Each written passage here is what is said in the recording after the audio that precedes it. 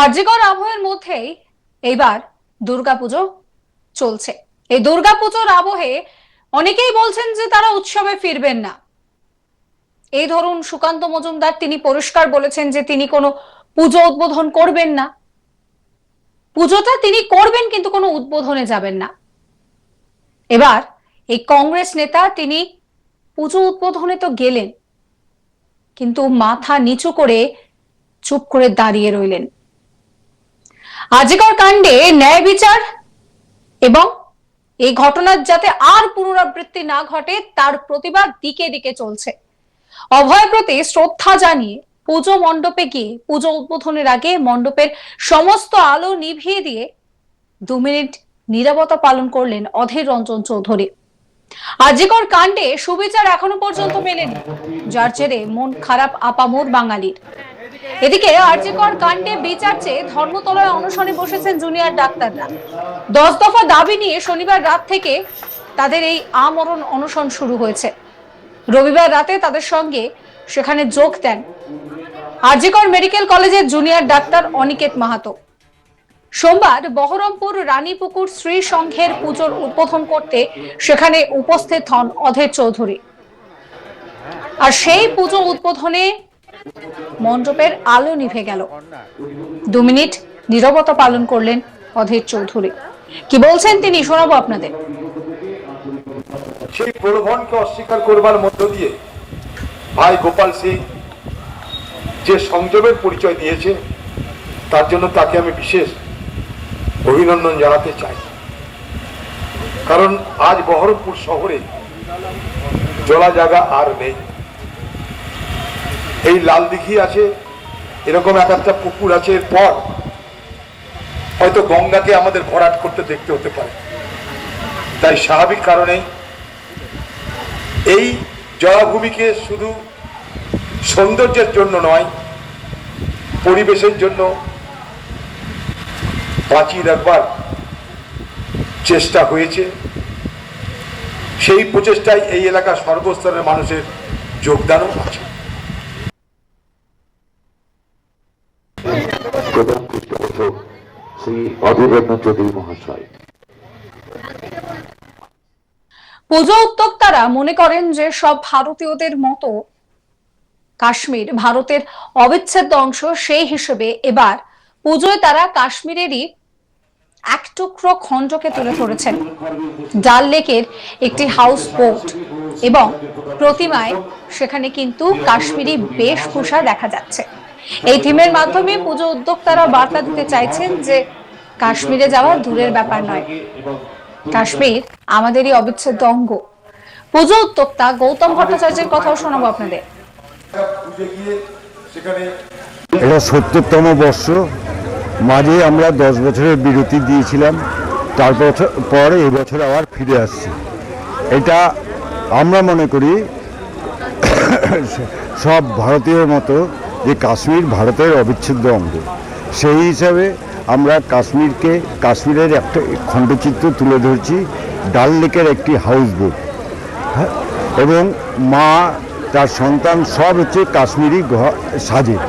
হ্যাঁ, সমস্ত কাশ্মীরি মায়ের সাজ দেবেন। প্রতিমাটাকে দেখার মতো, কারণ সমস্ত কাজ হচ্ছে হাতে।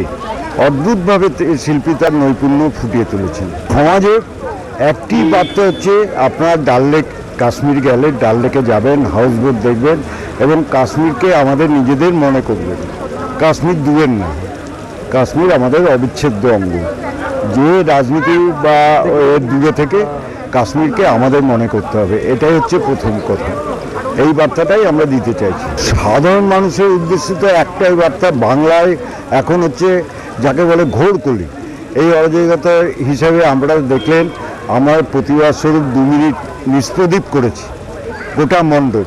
এটাই আমাদের প্রতিবাদ, যে মানুষ সচেতন হোক, ছোট ছোট মেয়েদের এগুলো বন্ধ হোক এবং এদের মানে যাকে বলে কঠিনতম বিচার এদের চাইছি। এছাড়া উপায় নেই। আমাদের বক্তব্য প্রায় সবারই, ধরো আর এনকাউন্টার করো, এছাড়া কোনো কথা নেই। না হলে কিন্তু এই অরাজকতা থামবে না। এই নিয়ে আমার কালিক গোপাল ঠাকুরের একটি রিপোর্ট দেখাবো আপনাদের। বহরমপুর রানীপুকুর শ্রী সংঘের দুর্গাপুজোর শুভ উদ্বোধন করলেন কংগ্রেসের সর্বভারতীয় ওয়ার্কিং কমিটির সদস্য অধীর রঞ্জন চৌধুরী। এই পুজো মুর্শিদাবাদ জেলার বাসীর কাছে জলের পুজো হিসেবে পরিচিত, যা এই পুজোর উদ্যোক্তারা প্রতি বছরই জেলাবাসীর কাছে জলের ওপর নির্মিত মণ্ডপ সজ্জায় এক বিশেষ আকর্ষণ উপহার দিয়ে থাকেন মণ্ডপ সজ্জায় জেলাবাসীকে। চতুর্থীর সন্ধ্যায় এই পুজোর শুভ উদ্বোধনের আগে আরজিকর কাণ্ডের যে নির্যাতিতার প্রতি শ্রদ্ধা জানিয়ে রীতিমতো প্যান্ডেলের সমস্ত লাইট নিভিয়ে তার প্রতি 2 মিনিট নীরবতা পালন করলেন পূজা কমিটি থেকে আরম্ভ করে স্থানীয় বাসিন্দারা, সাথে ছিলেন অধীর রঞ্জন চৌধুরী। এবং এই 2 মিনিট নীরবতা পালনের পরেই পুজোর শুভ উদ্বোধন করেন অধীর রঞ্জন চৌধুরী ফিতে কেটে, এবং তারপরেই প্যান্ডেলের সমস্ত লাইট জ্বালানো হয়। আর এবারের শ্রী সংঘের দুর্গাপুজোর 70তম বর্ষে তারা নিয়ে এসছে কাশ্মীরের ডাল লেকের ওপর হাউসবোটের এক খণ্ডচিত্র। তাদের বক্তব্য যে কাশ্মীর ভারতের অন্যান্য ভারতীয়দের মতো তারাও মনে করেন যে কাশ্মীর ভারতের এক অবিচ্ছেদ্য অংশ, তাই কাশ্মীর দূরের নয়, ভারতের একটি অঙ্গরাজ্য। এবং এই কাশ্মীরকে তুলে ধরতে কাশ্মীরের একটি ডাল লেকের হাউসবোটকে মণ্ডপ সজ্জা হিসেবে তারা এবারের 70তম বর্ষের মণ্ডপ সজ্জার থিম হিসেবে তুলে ধরেছেন। এবং মাতৃ প্রতিমায় রয়েছে কাশ্মীরি বেশভূষায় মায়ের সমস্ত সাজ, আর রীতিমতো কাশ্মীরকেই তারা তাদের এইবারের পুজোর থিম করে তুলে ধরেছেন দর্শকদের প্রতি। আর তাদের বক্তব্য যে কাশ্মীর ভারতের অবিচ্ছেদ্য অংশ নয়, কাশ্মীর দূরের নয়, কাশ্মীর কাছের, এবং কাশ্মীর আমাদের একটি অঙ্গরাজ্য। তাই কাশ্মীর যান এবং কাশ্মীর দেখুন এবং ভারতের একটি অঙ্গরাজ্য এবং সেটা উপভোগ করুন। এভাবে তারা এই বার্তাটা দিতে চেয়েছেন এই বছরের 70তম বর্ষের শ্রী সংঘের পুজোর মাধ্যমে পুজোর উদ্যোক্তারা। আমরা ধন্যবাদ জানাই আজকের উদ্বোধন করবে এবং বিশিষ্ট সমাজসেবী ও শ্রী সংঘের প্রধান পৃষ্ঠপোষক সেটাই তো বলছি।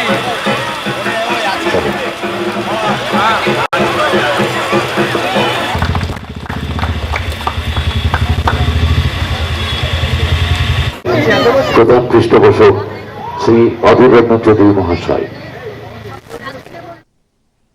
সাবস্ক্রাইব করবেন আজ তাক বাংলার ইউটিউব চ্যানেলকে, ফলো করবেন হোয়াটসঅ্যাপ চ্যানেলও।